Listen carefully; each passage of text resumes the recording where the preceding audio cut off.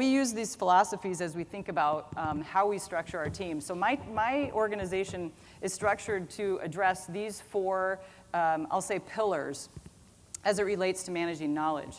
So we take maybe a different approach than others. We don't own any tools. We don't drive the purchase of any tools, but we are a big contributor in how tools are used across the organization.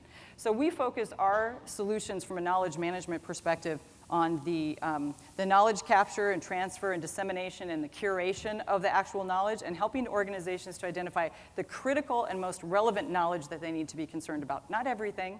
Not everything needs to be captured and shared today. What is the most relevant knowledge that will support the business objectives that are right in front of you?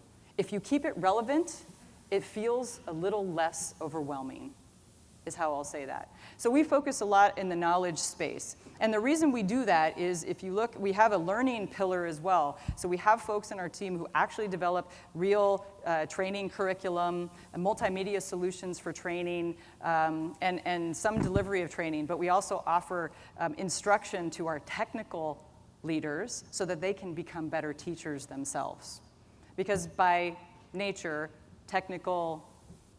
our technical subject matter experts are not always the best teachers, and they want to get better, so we help them with those skill sets.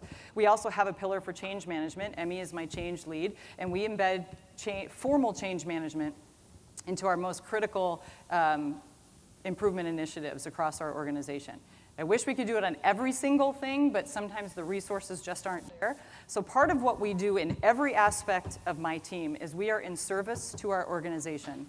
Whether we're providing the service ourselves to them, if we cannot do that to support an actual project, we have the model of creating playbooks so that people can become more self-sufficient in how they do work.